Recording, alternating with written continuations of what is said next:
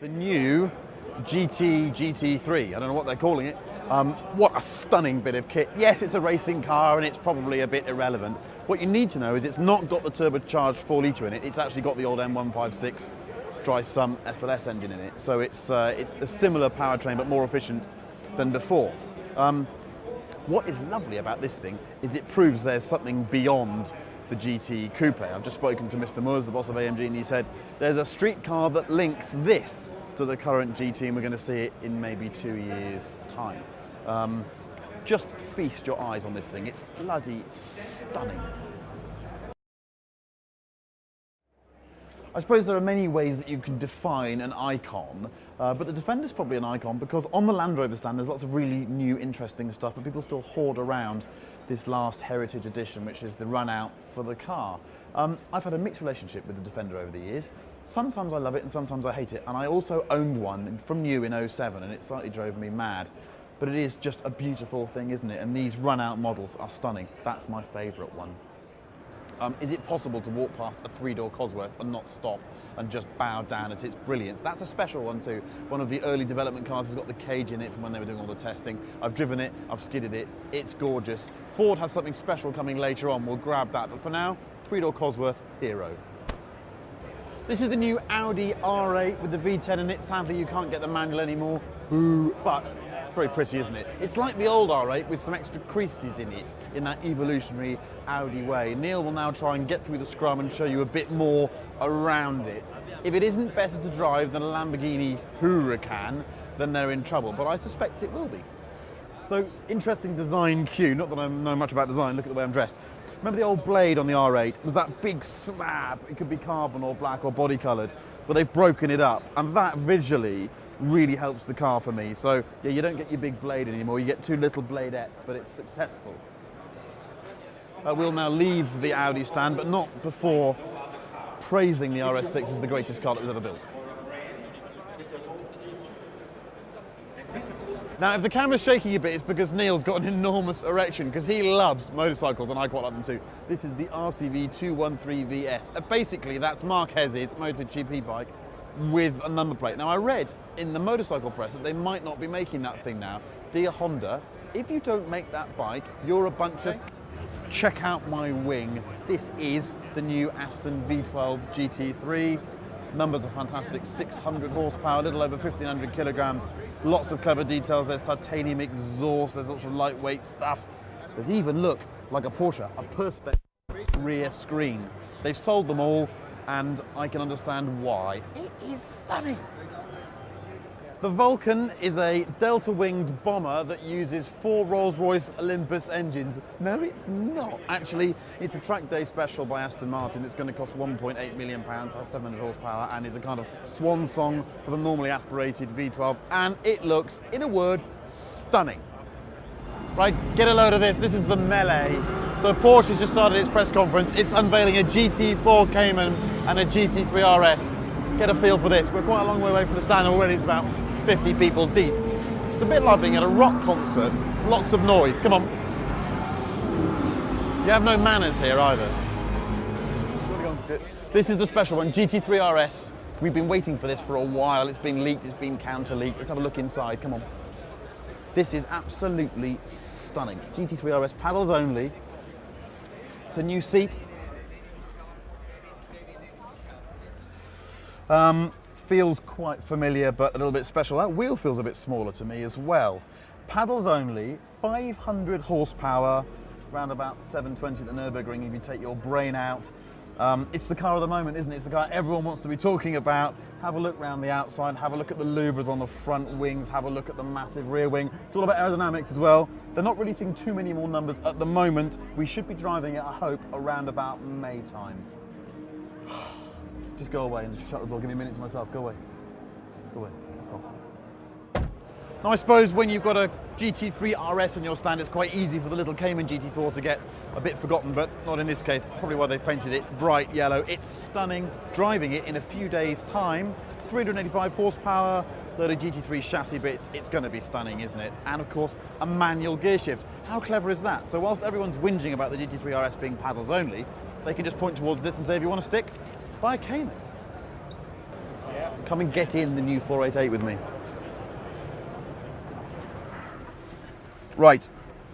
Fundamentally, not massively different. However, these two pods have been redesigned and are now a bit more facing me, so it's a bit more driver-centric. Same wheel. The little bridge thing down here has been redesigned. The seat is a different design, but the shell is the same.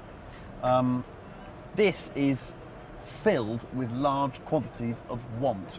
I really want one of these in a way that I didn't want the 458 just as a visual object. I think it looks miles better. Some people don't think that, and I don't dress very well, therefore I can't be allowed to judge aesthetics. But as things stand, if it sounds like an F40, it's got 670 horsepower. What is not to like? What's the maximum rev? What does it rev up to? 8,000. Is that the highest revving turbocharged engine? I don't think so, but you have to consider that if you pull up a turbo engine more than 8,000, 7,500, it's getting inefficient from the efficiency, from the mapping of the turbocharger. So it doesn't make sense to pull it up to 9,000, 8,500. So 7,500, 8,000 is the right number. And the calibration exercise, I was talking to Raffaele on the California launch, because of course you have to map the torque for every gear now, don't you? And the torque management, that's the new story from now on, isn't it? You have this lump of torque and you choose where you put it on the graph. Almost. Exactly. We have, for every gear we have a known torque curve, and we are managing it with a wastegate. So we have an actuator who's managing the wastegate to leave out some pressure from the torque. What about with cooling? Historically, when we used to test things like Subarus and back in the day in Cosworths, we were always told when we'd driven the car fast with the turbocharger hot, we had to leave the engine idling to let the turbocharger cool down. You literally can do a hot lap and just stop. This is old. This is the old story of the turbo engine. Right now, the cooling system is so sophisticated that there isn't a problem. And you chose IHI because it was the best, or because it resonates with the F40? No. Of course, we have also a little history with them, but I have to say we selected the concept we were most convinced of, because we have some pieces in the turbo which are very, very special. So we have a ball bearing, we have an aluminium titanium alloy for the compressor wheel. Yeah. We have a special sealing on the compressor wheel, on the compressor housing with a spray which closes a gap, so we have no backflow in the turbo engine. So there are some specialties we were convinced to reach only with IHI. I can't wait to drive it, and I can't wait to hear it. I think it's going to sound magnificent. I hear someone says it sounds a bit like an F40. Wouldn't be the worst thing. No? So, thank you, man. Thank you. This is the new McLaren 675LT. 675 horsepower. You might be able to guess that from the name.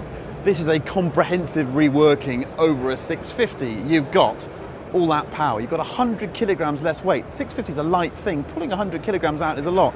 You've got 20mm wider tracks all the way around. Completely new aero package. In fact, all the bodywork behind kind of the door is all entirely new, and that lovely exhaust system. Performance figures are a bit mind-bending. 0 to 60 in 2.9, 0 to 125 in 7.9. Remember that, 7.9. That's nuts. 205 flat out. We've got stiffer springs. We've got brand new suspension components. This is a completely new car, really. It is just upwards of £250,000, and at some point we're going to test this against the new Ferrari. That'll be good fun. So they got the name wrong on the car. They got Goodwin. Who's good? That's my car. That's my car. Okay. Oh, I quite like sitting in these. So this is the P1 GTR, which is obviously insane bunch of numbers. Track only. Here we go. Sorry, dude. Hello, good driver. The best one. He's happy. He's happy, punter. Look at that. This is awesome. Got a fair amount of shoulder protection. Chris Goodwin's a bit narrower than me. This is just a bare carbon S&M bondage room. Get in it. It's outrageous. I think they're all sold. It's the usual story. It's just cool, isn't it? And they're probably never going to let us drive it, but why would they need to? Have a look round now. So this amazing green thing is the McLaren F1 that was used to homologate the long-tail car, which they called the GT. I'm not going to walk to the end and walk back again, because this thing is long. It's like a postcode long. Ready? I'm not there yet. Sorry. There. I'm now at the end of it. I'm going to walk back to you. That is a really, really long car. I suspect it carries with it some sort of value as well. Okay, get a load of this. The numbers. Koenigsegg Regera. The numbers are outrageous. Christian von Koenigsegg will now describe these numbers, because I can't do it. He needs to adequately describe the insanity of this. Okay? It is, in a sense, yeah. So we have 700 electrical horsepower, we have 1100 combustion engine horsepower. That kind of equates to 1800 logically, but the power peaks are spread out, so they don't hit each other on top of each other, which gives a total combined peak of 1500 horsepower. And due to the spread of the power peaks, you get a torque swell of 2000 Newton meters from 2500 RPM to 7000 RPM. And the RPM limit is 8250 RPM, and that gives a top speed of around 410 kilometers per hour in direct drive mode. So 0 to 100 is pretty impressive with 2.8 seconds. It's only rear-wheel drive, so we can't get more power down. More impressive is 150 to 250 kilometers per hour, which is 3.2 seconds. 0 to 300. Stop there. 150 to 250 in what? 3.2 seconds. That's physically not possible. Carry on. You're on the slip limit, and you know, the reason why you're on the slip limit with 3.2 seconds is because you have aerodynamic drag pushing the car back.